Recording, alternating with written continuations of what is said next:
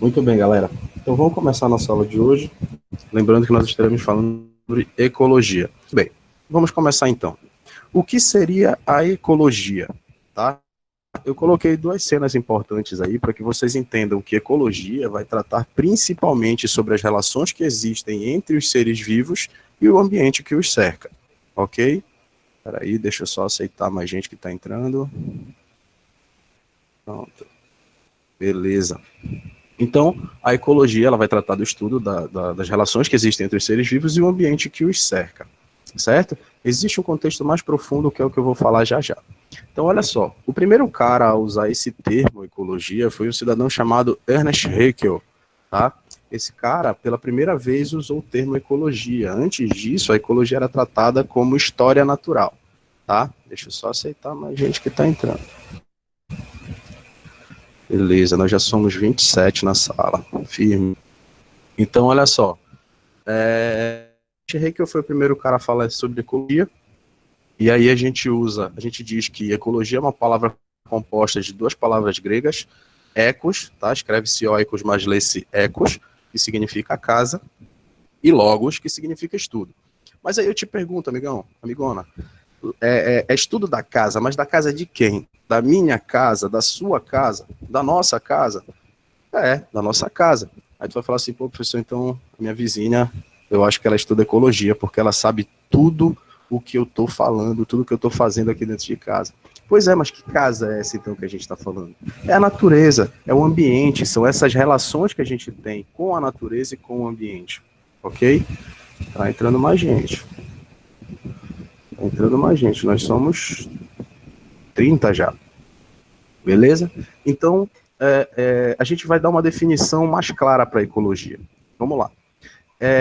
Ecologia, então, é o ramo da biologia que estuda todas as relações que existem entre os seres vivos, tá? Ou seja, entre dois seres vivos, por exemplo, e entre os seres vivos e o ambiente, certo? Então a gente vai estudar as relações que existem entre os seres vivos e as relações que existem entre os seres vivos e o ambiente, ok?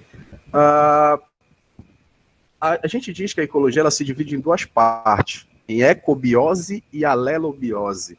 A ecobiose seria o ramo da biologia que estuda as relações dos seres vivos com o ambiente. E a alelobiose seria o ramo da ecologia que estuda as relações entre os seres vivos somente, entre um ser vivo e outro. Ok? Tudo bem até aí? Então vamos continuar. A gente vai ver alguns conceitos de ecologia, beleza? Alguns desses conceitos são fundamentais para que a gente entenda como é que funciona o estudo da ecologia. O primeiro conceito que a gente vai observar hoje é o conceito de hábitat. Prestem bem atenção, não é habitat, é hábitat. Aluno meu falando hábitat por aí, eu renego por 3 vezes. Eu vou dizer que vocês não são meus alunos, nunca foram, tá? Então, ó, é habitat, não é habitat. Pelo amor de Deus, tá? Ah, professor, mas todo mundo fala habitat, mas não é todo mundo. Então, pelo amor de Deus, não vão sair por aí falando habitat, tá? Não é, primeiro não é habitat, é habitat. Se fosse habitat, a gente falaria, como por exemplo a Coab, Companhia de Tatição do Pará. Não, bicho, é habitação. Aí tu vai falar para as pessoas assim, é aqui que eu habitatito? Não, é aqui que eu habito. Então a gente vai falar habitat. Esse último T aí é mudo. Então não vão sair por aí falando habitat, senão eu vou te renegar por 3 vezes. Habitat é um conceito bem simples, tá? Que diz que o habitat vai ser o local onde eu vou encontrar um determinado ser vivo. Beleza? Eu vou fazer uma pergunta aqui, eu peço que vocês respondam no chat rapidão aí, valendo. Qual é o hábitat do leão africano? Vai. Se tu responder que é na África, eu vou te dar uma bicuda online. Boa, galera. A galera tá ligada. É a savana. Show de bola. É porque eu falo, pergunto qual é o hábitat do leão africano, a pessoa responde na África. É, óbvio. Muito bem, qual é o hábitat do cupuaçu, então? Vai, manda aí, rapidão, vai. Qual é o hábitat do cupuaçu? Falar que é no cupuaçuzeiro também vai pegar de uma bicuda online, tá? Quando eu falo cupuaçu, eu tô falando da planta, em geral. E aí, qual é o hábitat do cupuaçu? Vai mandando pra gente aí, rapidão. A galera tá pensando ainda. A galera tá com medo aí, meu irmão. Não tem que zoar, não. Aqui não tem bullying, tá todo mundo estudando. É importante a gente errar aqui. É melhor a gente errar aqui do que errar no Enem. Beleza? Vamos lá, ainda tem mais gente entrando. Então vou responder para vocês, já que vocês estão com medo. O hábitat do cupuaçu é a floresta amazônica, cara. Tu não vai achar cupuaçu em São Paulo, na Mata Atlântica. Tu não vai achar cupuaçu no Cerrado. O cupuaçu é uma planta amazônica. Tu não vai chegar lá no Japão, me veja um suco de cupuaçu aí. Pode ser que o cupuaçu em japonês seja outra coisa, pode estar até ofendendo o japonês, então a gente tem que ter cuidado com isso. Então o hábitat do cupuaçu é a floresta amazônica, que é um tipo de floresta tropical, tá? O hábitat da onça-pintada, você vai encontrar a onça-pintada onde? Na floresta amazônica, no Pantanal, na Mata Atlântica, beleza? Então, o lugar onde você encontra um determinado ser vivo é o hábitat desse ser vivo. Beleza, gente? Tudo bem até aí? Então vamos prosseguir, ó. Esse eu quero que vocês prestem muita atenção, que é o conceito de nicho ecológico, tá? Nós já somos 36 aqui na sala, hein? O conceito de nicho ecológico, ele vai dizer o seguinte pra gente, tá? Nicho ecológico é a função desempenhada por um ser vivo no ambiente, tá? O que esse ser vivo faz nesse ambiente, como ele vive, é o nicho ecológico desse indivíduo. Toda vez que você se deparar com um texto que esteja te falando, que esteja te descrevendo quais são as características desse indivíduo, você vai estar falando justamente dessa questão do nicho ecológico. Vamos dar uma olhada nessa questão aqui, só pra gente... Já teve gente até respondendo aí. É lógico que é nicho ecológico. Agora que eu prestei atenção. Nicho ecológico, tá? Nem comecei a ler a questão, né? Beleza. Nicho ecológico, então, só pra gente retornar desde o início, por via das dúvidas, vai ser a função desempenhada por um determinado ser vivo no ambiente, ok? Então, esse ser vivo desempenha uma tal função e essa função é o nicho ecológico desse indivíduo. Ok? Vamos dar uma lida na questão aí, então. Enem 2012. O menor tamanduá do mundo é solitário e tem hábitos noturnos. Passa o dia repousando, geralmente em um emaranhado de cipós, com o corpo curvado de tal maneira que forma uma bola.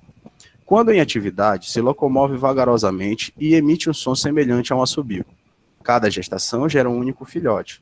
A cria é deixada em uma árvore à noite e é amamentada pela mãe até que tenha idade para procurar alimento. As fêmeas adultas têm territórios grandes e o território de um macho inclui de várias fêmeas, o que significa que ele tem sempre diversas pretendentes à disposição. É óbvio que a resposta dessa questão é nicho ecológico, senão eu não teria colocado aí. Mas o que eu quero que vocês entendam?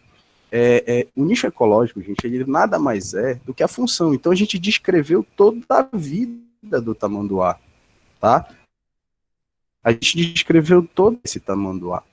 É o que a gente chama de tamanduaí ou tamanduá de colete, que é bem pequenininho, tá?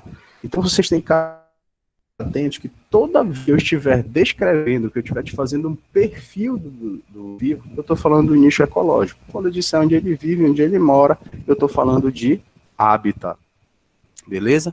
Então, por exemplo, se eu chego contigo e falo assim, ó, a onça pintada é o maior felino da América do Sul, ela se alimenta geralmente durante a noite, ela tem hábitos arborícolas, ela é carnívora, ela está no topo da cadeia alimentar de alguns ecossistemas, e blá, blá, blá, blá, blá. Então começa a ter tantos filhotes por ninhada, o filhote mama por quanto tempo, e assim eu vou te dando esse perfil do ser vivo, tá? Faço isso, eu estou te falando do nicho ecológico. Percebe? Cuidado, gente, não vão falar que é o perfil do animal, tá? É de qualquer ser vivo. Eu posso estar falando, por exemplo, do açaí. O açaí é uma planta, é um produtor, tá? De caule do tipo estipe, que é encontrado principalmente na região amazônica, no estado do Pará, Amazonas e parte do Maranhão. Tem um fruto assim, assim, assado. As flores são produzidas de tanto em tanto tempo. Isso que eu estou te falando é o quê? É o nicho ecológico do açaí. Então, cada ser vivo na natureza, ele vai encontrar ou vai ter o seu nicho ecológico. Eu vi a resposta, a pergunta aqui do João Gabriel, que acabou de subir. Não, ela não vale só para os animais, ela vale para as plantas. Eu estou dando esse exemplo do açaí justamente para que vocês entendam que todos os seres vivos têm o seu nicho ecológico. Eu posso estar falando de uma bactéria, por exemplo, posso estar falando de, sei lá, vamos ver aqui, Mycobacterium tuberculosis. Eu vou te dizer que ela é uma bactéria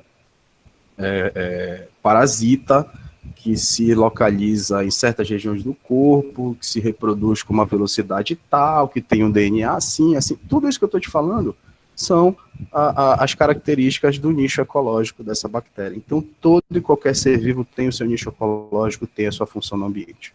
Ok? Não se esqueçam, vão mandando as suas perguntas aí, quem tiver dúvidas, vão mandando que a gente vai responder.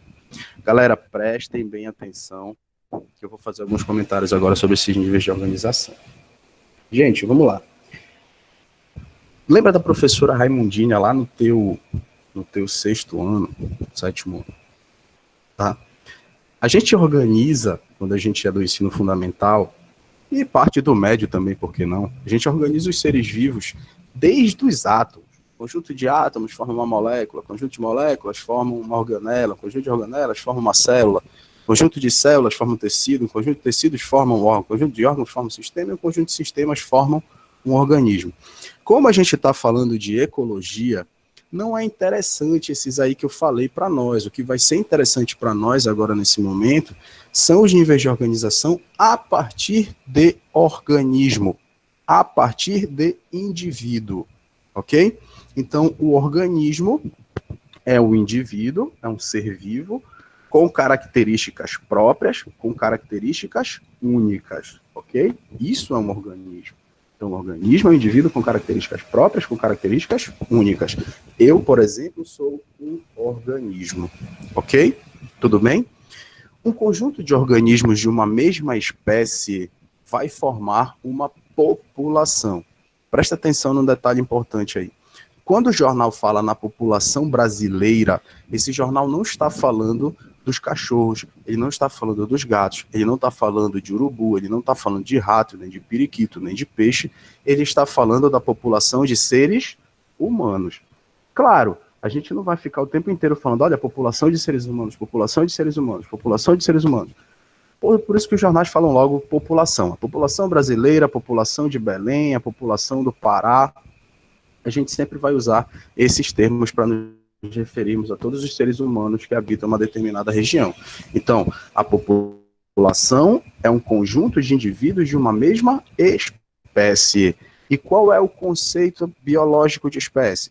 Espécie é um grupo de indivíduos que possuem características iguais e que são capazes de reproduzir entre si, gerando descendentes férteis. Vou repetir. Espécie é um conjunto de indivíduos com características iguais, tá? Capazes de reproduzir entre si, gerando descendentes férteis. Isso é uma espécie, ok? Não vão confundir o conceito de espécie com o conceito de espécime.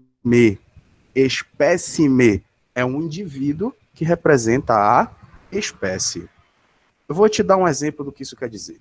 Vamos lá, eu vou pegar um nome qualquer aqui de algum participante, lembrando que eu não conheço quase nenhum de vocês.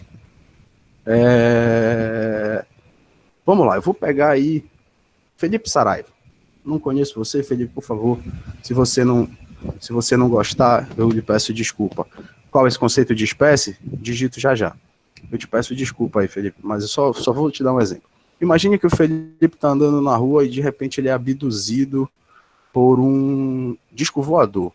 E aí ele é levado para um outro planeta, sei lá, em outro sistema, em um lugar totalmente diferente.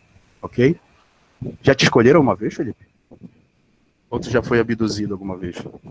Fiquei com medo, fiquei preocupado agora contigo, Felipe. Então é o seguinte, ele foi abduzido, abduzido. Ele foi abduzido e levado para um outro planeta, em outro sistema solar, enfim. Eu vou ver se eu consigo disponibilizar para vocês, mas a aula vai ser disponibilizada com certeza no Instagram, mas eu vou mandar para vocês, tá? Então, ele é levado para esse outro planeta aí.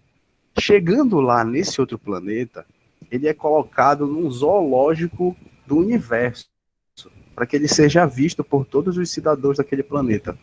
Toda vez que olharem para o Felipe, vão dizer assim, olha, isto é um exemplo de ser humano. Então, toda vez que olharem para ele, eles vão inferir o quê? Que todos os seres humanos são pelo menos parecidos com ele. Então, ele é um espécime, porque ele é um representante de uma espécie. Se não for fértil, ele não é considerado da mesma espécie. Por exemplo, você vai pegar aí um cavalo, por exemplo, Equus cavalos. Aí você pega uma zebra, Equus zebra. Você cruza os dois. Aí nasce um terceiro indivíduo que eu realmente não sei o nome científico, mas a gente chama de zebralo. Ele é estéril, mas a gente não pode considerá-lo como a gente não pode considerá-lo como uma espécie em si, porque ele não, na verdade, assim, ele é uma espécie, tá? Só que ele não vai conseguir gerar descendente, tá? Se os dois indivíduos, como a zebra e o cavalo são indivíduos de espécies diferentes, eles vão gerar um descendente infértil. A ideia é que essa condição de gerar um descendente infértil faz com que eles. Uma característica, uma demonstração de que eles são de espécies diferentes. Entenderam? Todos os híbridos são inférteis? Galera, não vou dizer que todos são. Tá? Existem alguns casos aí de indivíduos de espécies diferentes em que o fluxo gênico, ou seja, a capacidade reprodutiva, não foi interrompida. Tá? Por exemplo, se você tentar pegar um cachorro, canis familiares, e cruzar com um lobo, canis lupus, o resultado desse cruzamento vai dar um descendente fértil. Olha a cagada. Então vai dar um descendente fértil, mas ele é um híbrido. Então isso significa que tem um probleminha aí, tem alguma como eu disse para vocês, esse é um conceito ecológico de espécie, tá? E todos os indivíduos da mesma espécie, só são da mesma espécie, se forem capazes de reproduzir entre si, gerando descendentes férteis. Vou só colocar isso aqui, digitar, que me pediram, tá? Vou colocar aqui para vocês, espécie. Indivíduos com características iguais e capazes de reproduzir entre si, gerando descendentes férteis. Tá? Botei aí o conceito. Então, todos esses, a grande maioria, esmagadora desses híbridos, eles serão inférteis. Tá? Isso porque o conceito ecológico de espécie diz que ele tem que gerar. Ok? Então vamos prosseguir. Um conjunto de organismos de uma mesma espécie vai formar uma população. Tá? E o conjunto de diferentes populações vai formar o que a gente vai chamar de comunidades. Tá? Comunidades ou biocenose, tá? São o conjunto de indivíduos de diferentes populações. Falei para vocês ainda agora. Quando a gente ouve no jornal alguém falar assim, a população de Belém, a gente está falando dos seres humanos, claramente. Está falando de um grupo de indivíduos da mesma espécie. Mas se nesse jornal falarem assim, a comunidade de Belém, quando eu falo comunidade, eu já não estou levando mais em consideração somente os seres humanos, eu tenho que levar em consideração os seres humanos, cachorro, gato, papagaio, pombo, urubu, rato, tudo isso tem que ser levado em consideração, tá? Porque a gente está falando de uma comunidade. Existe um outro conceito, um outro nome para a comunidade, ou comunidade ecológica, que a gente vai chamar de biocenose. Então, eu vou colocar aqui para vocês, a comunidade ou biocenose. Tá? Comunidade ou biota é um conjunto de diferentes populações. Beleza, gente? Então, olha só. Se nós formos pegar o conceito de comunidade, a gente vai ter um grupo de indivíduos, de seres vivos, ok? Esses seres vivos ocupam um determinado ambiente. A gente vai chamar os seres vivos de um ambiente, tá? De fator, estou colocando isso para vocês aí, fator biótico. Fator biótico. Fator biótico corresponde a todos os seres vivos de um determinado ambiente, tá? E os elementos naturais? Os elementos não vivos. Eles vão representar o que a gente vai chamar de fatores abióticos. Fatores abióticos. Aí eu vou te perguntar o que é fator abiótico e tu, na tua inocência, tu vai me responder assim, a pessoa é mesa, cadeira, parede, computador, sei lá, chão, cimento. Não é isso que eu quero que vocês entendam. Eu quero que vocês percebam que o fator abiótico, ele é muito mais do que uma simples pedra que não tem influência no ambiente. Os fatores abióticos são fatores que não têm vida, mas que influenciam no ambiente. Por exemplo, temperatura. A temperatura é um fator abiótico porque ela influencia no ambiente e ela determina quais são os seres vivos que vão habitar essa área. Se for muito frio, não é todo ser vivo que consegue habitar no frio extremo, assim como não é todo ser vivo que consegue habitar no calor extremo.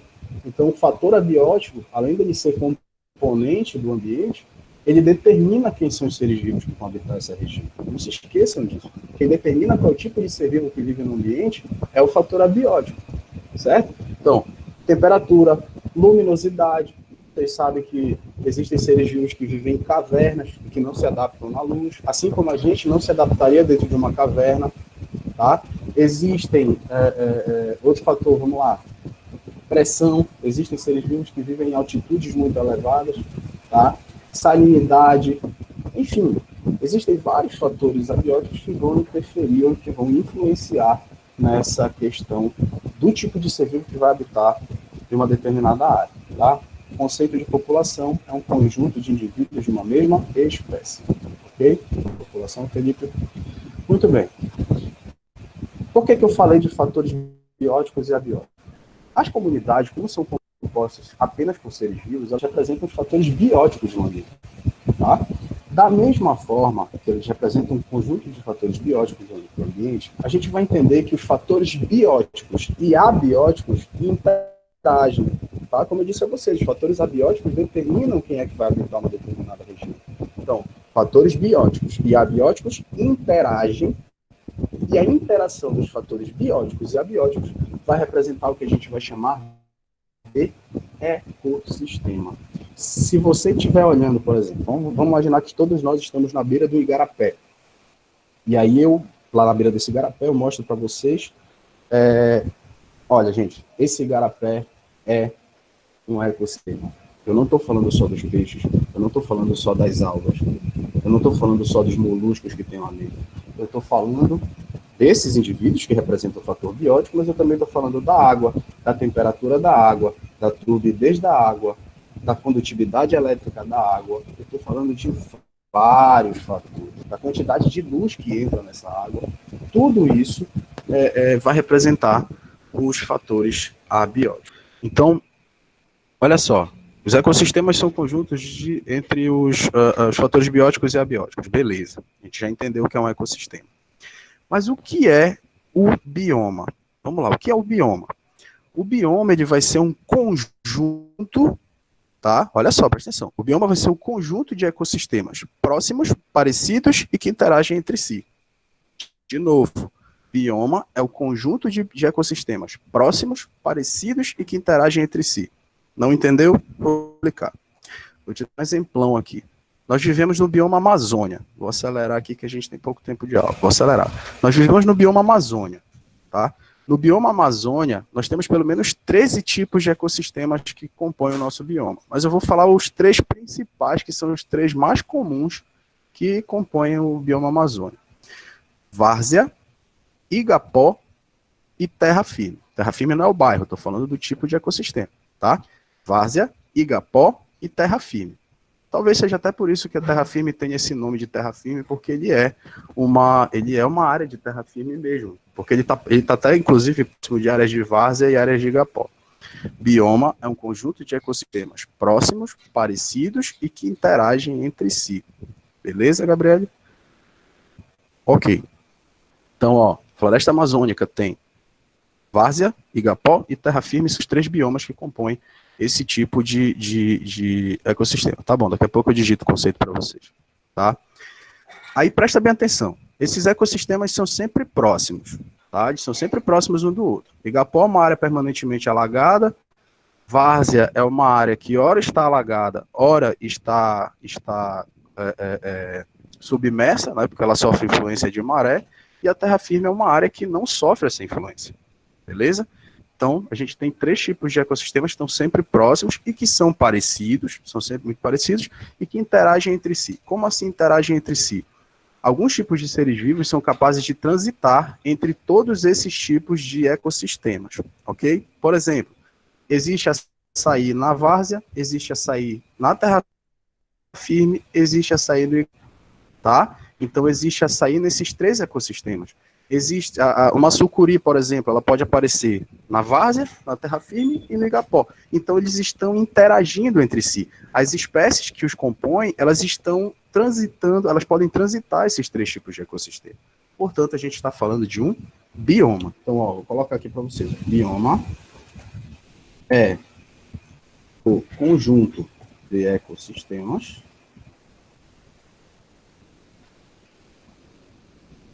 próximos, parecidos e que interagem entre si. Beleza, gente?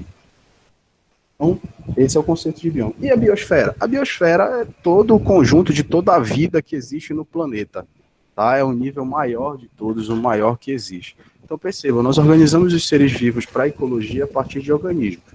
Um conjunto de organismos de uma mesma espécie forma uma população, o conjunto de diferentes populações vai formar uma comunidade, a interação entre as comunidades e os fatores abióticos, também chamado de biótopo, vou até colocar isso aqui, ó, fatores abióticos ou biótopo, beleza? Então, a interação entre as comunidades, fatores bióticos, com os fatores abióticos ou biótopo, tá? Vão formar os ecossistemas. Um conjunto de ecossistemas próximos, parecidos, que interagem entre si, formam os biomas. E o conjunto de todos os biomas que existem no planeta formam a biosfera. Ok? Então, vamos prosseguir. O próximo conceito importante que a gente tem para falar para vocês é o conceito de cadeia alimentar. Quando a gente fala sobre cadeia alimentar, existe um conceito. É muito fácil a gente imaginar o que é cadeia alimentar, mas às vezes a gente não consegue conceituar uma cadeia alimentar. A cadeia alimentar, ela é um conjunto de relações alimentares que ocorrem de forma linear, ou seja, um serve de alimento para o outro, que serve de alimento para o outro, que serve de alimento para o outro, tá? Então ela é uma cadeia, é um conjunto de relações alimentares que ocorre em forma de cadeia, ou seja, em forma linear. E essa cadeia alimentar, ela é composta basicamente por quatro tipos de indivíduos, ok? São eles: o produtor, o consumidor primário, o consumidor secundário e os decompositores, ok? Eles são os componentes básicos de uma cadeia alimentar. Espera aí que deixa eu aceitar uma pessoa aqui, ok? Então, olha só. Quem é o produtor? O produtor é um indivíduo autotrófico. Olha o nome dele, produtor. Ele é capaz de produzir a própria fonte de energia. Então, quando a gente fala em produtor, a gente já pensa logo em planta, a gente já pensa logo em vegetal, a gente já pensa logo no indivíduo fotossintetizante. Beleza? Quem é o consumidor primário? O consumidor primário é o indivíduo que se alimenta do produtor. E se ele se alimenta do produtor, ele faz isso porque ele não é capaz de produzir a própria fonte de energia. Então, ele é heterotrófico e é herbívoro, porque o produtor é sempre uma planta. Ou, em grande parte das vezes, uma planta. Não sempre, tá? E o consumidor secundário também é heterotrófico, porque se alimenta do consumidor primário, só que dessa vez ele é carnívoro. Prestem atenção, não vão colocar carnívoro, nem herbívoro, tá? Senão eu vou renegar vocês por 3 vezes. Então, ó, você pode ter, numa cadeia alimentar, mais do que 2 consumidores. Você pode ter um consumidor terciário, quaternário, quintenário, sextenário, septenário, blá, blá, blá, blá. Você pode ter N consumidores, tá? Mas a partir do secundário, todos eles são carnívoros, beleza? E por fim, a gente tem os decompositores. Os decompositores são sempre fungos e bactérias. Vou fazer um comentário importante sobre os decompositores, tá? Decompositor, gente, é só fungo e bactéria, tá? Só fungo e bactéria. Se viu uma questão, por exemplo, na prova de vocês, falando sobre um cara que achou no meio do mato, sei lá, uma onça morta e que em cima dessa onça tinha várias larvas de mosca se alimentando da carne dessa onça em decomposição. Aí você vai lá, lembra que aquela larva está comendo a onça morta já e acha que ela está decompondo. Ela não está decompondo, tá? Nesse caso aí, essa larva de mosca vai se comportar como um consumidor, tá? E não como decompositor. São decompositores decompositores apenas os fungos e as bactérias, e mais ninguém. Ok? Tranquilo? Uma outra informação importante. Uma cadeia alimentar ela pode se sustentar só com produtor e decompositor. Uma planta pode morrer sem nunca servir de alimento para nenhum outro ser vivo. E aí? Não tem cadeia alimentar? Tem, ela vai ser decomposta. Aí, nesse caso, a gente vai ter uma cadeia alimentar composta apenas por produtor e decompositor. O consumidor secundário pode estar ausente? Pode também, sem problema nenhum. É cadeia.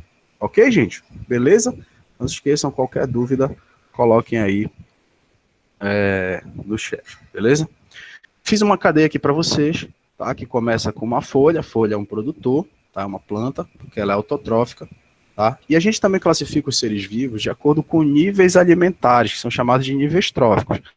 Cada indivíduo componente da cadeia ocupa um nível trófico. Nesse caso, a planta, a folha, que é o produtor, né, que é uma planta, ela ocupa sempre o primeiro nível trófico. Ok? Essa planta serve de alimento para uma lagarta. Essa lagarta é o consumidor primário. Tá? Ela é heterotrófica, porque se alimenta da planta, é herbívora, porque se alimenta da planta, e está no segundo nível trófico. Beleza? Vamos lá. Já o passarinho aqui, deixa eu ver, poderia citar alguns temas de biologia que podem cair em. Posso sim. Já a gente vai falar sobre isso, tá? Essa lagarta, então, se alimenta da folha, sendo o consumidor primário, heterotrófico, herbívoro, segundo nível trófico. O passarinho vem e come essa lagarta. Ele passa a ser o consumidor secundário, é heterotrófico, só que é carnívoro e ocupa o terceiro nível trófico, ou terceiro nível alimentar. Aqui nós temos o gavião se alimenta do passarinho, tá? Consumidor terciário, heterotrófico, carnívoro, quarto nível trófico. Esse gavião está voando, tem um infarto, morre, cai no chão, entra em estado de decomposição e quem vai decompor é um fungo que ocupa o quinto nível trófico. Os produtores estão sempre no primeiro e os decompositores estão sempre no último nível trófico. É importante que vocês se lembrem disso. Ok, gente? Vamos lá. Um outro conceito importante é o conceito de teia alimentar, tá? Na natureza não é sempre bonitinho assim, esse serve de alimento para esse, que serve de alimento para esse, que serve de alimento para esse. Não, existe uma variedade muito grande. O indivíduo pode servir de alimento para mais de um ser vivo, certo? Então, a gente vai dizer que, por conceito, a teia alimentar nada mais é do que um conjunto de cadeias que se relacionam, tá? Então, a gente tem várias cadeias alimentares relacionadas ou se relacionando uma com a outra. E por ser um conjunto de cadeia, em qualquer lugar dessa teia, você pode isolar uma cadeia alimentar. Árvore, zebra, cobra e onça. Pronto, uma cadeia alimentar. Aí só faltou os decompositores aqui, né? Todo mundo vai servir de alimento para os decompositores. Verdura, coelho, gavião. Pronto, acabou. Então a gente pode isolar aí uma cadeia alimentar de qualquer lugar dessa teia. Vale ressaltar que sempre por último nós vamos ter os decompositores e todos esses aqui vão servir de alimentos para os decompositores, ok? Para finalizar, a gente fala sobre as pirâmides ecológicas, tá? Que são pirâmides que nos dão informação sobre alguma cadeia alimentar, tá? Então a gente vai observar cada um dos níveis tróficos da cadeia, tá? E vai, depende da informação, a gente vai ter uma pirâmide diferente. Temos a pirâmide de números, que vai me dizer quantos indivíduos tem em cada nível trófico da cadeia.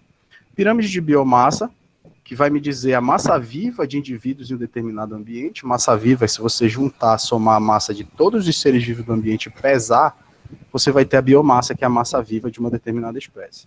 E a pirâmide de energia, que vai te dizer quanto de energia tem em cada nível trófico. Ok?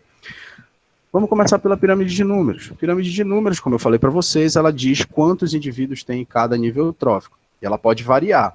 Ela pode ser assim, que é uma pirâmide normal, ela pode ser uma assim, que é toda estranha, e ela pode ser uma pirâmide invertida. Ok?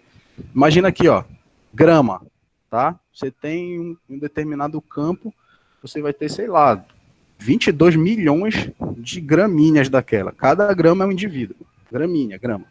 Beleza, grama é o produtor, tá sempre na base, tá? Essa grama serve de alimento para 20 bois. Pronto, já diminuiu o tamanho aqui, tá? Esses 20 bois servem de alimento para 3 onças que residem no local, tá aqui, tá? Então a gente teve, ó, sei lá, nem sei quanto foi que eu falei de grama, inventei, 22 milhões, sei lá, para, não lembro o número de bois também, 10 bois, sei lá, para 3 onças, beleza? Então a gente está levando em consideração, ó, primeiro nível trófico, segundo, terceiro. Aqui no exemplo B, opa, passei sem querer. Aqui no exemplo B, ó, imagina o seguinte, eu tenho, deixa eu ver aqui, deixa eu pensar.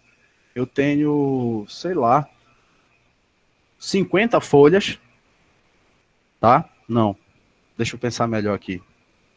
Vamos imaginar o seguinte, imagina que eu tenho 500 folhas, essas 500 folhas vão servir de alimento para, sei lá, 700 lagartas e vão servir de alimento para 10 passarinhos. Pronto, tá aqui.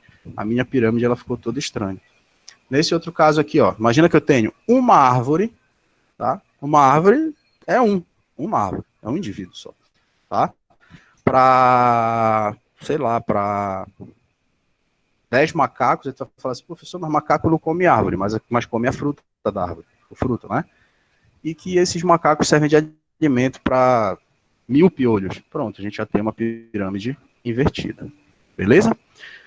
Pirâmide de biomassa, leva em consideração a massa viva dos indivíduos de um determinado ambiente. Aí aqui ele colocou, ó, alfafa, 8 toneladas de alfafa em um determinado ambiente, um bezerro que pesa 1 tonelada, tá? Ou 1 tonelada de bezerros, no caso, né? Você pega todos os bezerros e pesar, você vai ter 1 tonelada de bezerros, nesse caso aqui, ou servir de alimento para um adolescente de 47 quilos, tá? Aí, professor, mas ele vai comer a vaca toda? Não, isso aqui é um exemplo apenas, tá? Então, ó, é como se a gente tivesse pegado todos os indivíduos dessa área, pesado, e aí a gente fez essa relação de um com o outro, beleza? Temos também aí um outro caso de pirâmide de biomassa, que é o único caso que a pirâmide de biomassa pode ser invertida, que é o caso dos biociclos aquáticos, no caso dos ecossistemas marinhos, tá? Em que o fitoplâncton tem biomassa menor do que o zooplâncton, que é o consumidor primário, porque o fitoplâncton é extremamente menor do que o zooplâncton, tá? Em compensação, se reproduz uma velocidade absurda, mas ele sempre tem biomassa menor do que a do zooplâncton. Beleza? Só respondendo aqui uma pergunta do... Quem foi que fez a pergunta? Foi a Thaís, Vic. Se existe um limite de nível trófico? Thaís, não. Pode ter... Claro que deve existir um limite, tá? Mas pode existir N níveis tróficos. Se você for pegar aí uma cadeia gigantesca, pode ter N níveis tróficos, tá? Mas não tem um limite, por assim dizer. Beleza? E por último, ó, nós temos a única pirâmide que não pode ser invertida, tá? Ó, preste atenção numa parada. A de números pode ser invertida? Pode. A de biomassa pode ser invertida? Pode. Um único caso, mas pode. E a pirâmide de energia? É a única que não pode ser invertida, porque, presta atenção, essa eu vou até digitar aqui para ti. Ó. A pirâmide de energia não pode ser invertida porque o fluxo de energia é unidirecional e reducional. O que isso significa dizer? Peraí. Unidirecional, tá? O que isso significa? Que o fluxo energético ele segue um único sentido, tá? Ele vai sempre dos produtores até os últimos consumidores, tá? E à medida que ele vai avançando na cadeia, a quantidade de energia sempre diminui, ela nunca vai aumentar. Então, o fluxo de energia ele é unidirecional e reducional. Por conta disso, a gente não pode inverter a pirâmide de energia. Porque, olha só, entende aqui. Eu tenho aqui os produtores são capazes de produzir a própria fonte de energia, então eles estão produzindo energia para eles o tempo inteiro. Então eles têm uma quantidade de energia grande. Uma parte dessa energia eles usam, outra parte dessa energia eles armazenam. Como é que eles armazenam? As plantas armazenam energia na forma de amido. Lembra disso, tá? Vem um gafanhoto e come essas plantas. Ele absorve só a parte armazenada da energia. Beleza? E aí uma parte dessa energia ele usa, outra parte ele armazena, tá? Como são animais na forma de glicogênio, por exemplo. Ok? Aí vem um sapo e come esse grilo, só que ele só vai se alimentar da energia armazenada.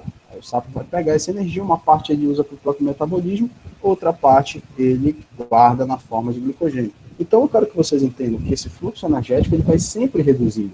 Se eu colocasse uma cobra aqui como próximo nível trófico, ela teria menos energia. É por isso que os indivíduos que estão mais no final das cadeias alimentares, eles precisam comer mais, eles precisam comer muito, porque a quantidade de energia, à medida que a gente vai avançando na cadeia alimentar, ela vai reduzindo. Beleza? Tá, é isso. E a gente vai ficando por aqui, tá? Esse é o nosso conteúdo de hoje. A gente acabou passando um pouquinho do tempo. Deixa eu interromper aqui. Olha, não tem uma pirâmide mais usada, tá? Depende da informação que você quer.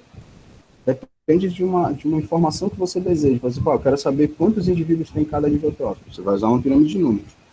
Quanto de energia tem cada nível trófico? Você vai usar a pirâmide de energia. Então, não é uma questão de preferência, é uma questão da informação que você deseja naquele momento, ok? Muito bem, gente. Só para a gente finalizar, atendendo um pedido aqui que foi feito agora há pouco, para a gente falar sobre essa questão dos temas mais cobrados no Enem, tá?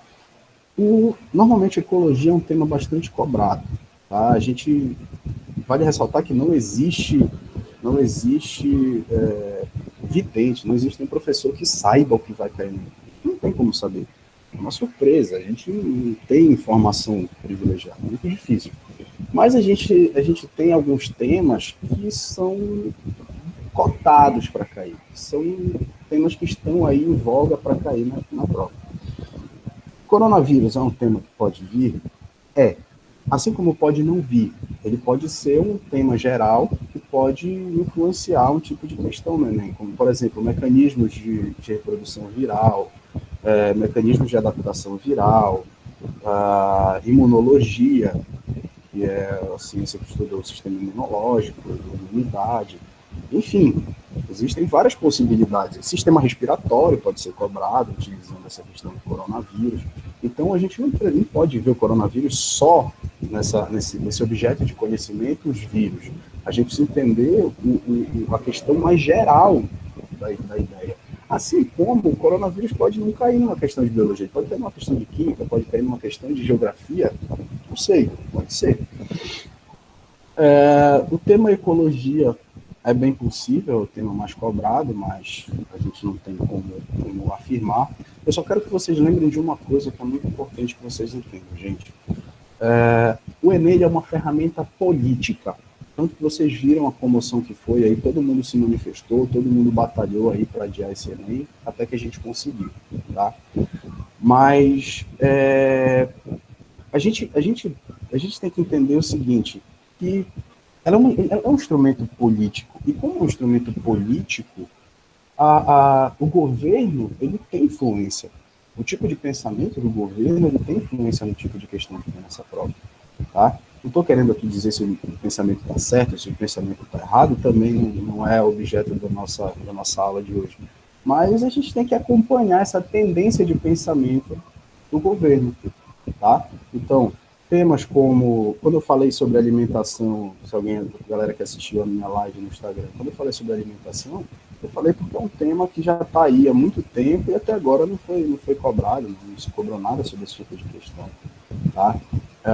Sistemática vegetal é um tema muito recorrente também, que são as formas de classificar os vegetais. Botânica, volta e meia cai alguma coisa. Metabolismo energético, volta e meia cai alguma coisa. Genética, volta e meia cai alguma coisa. Enfim, a gente tem muitas possibilidades aí, tem muita coisa que pode aparecer. Beleza, gente? Então, eu espero que vocês tenham aproveitado. Não se esqueçam, quem ainda não me segue no Instagram, me sigam no Instagram, vou colocar aqui para vocês, tá? Então, gente, é isso.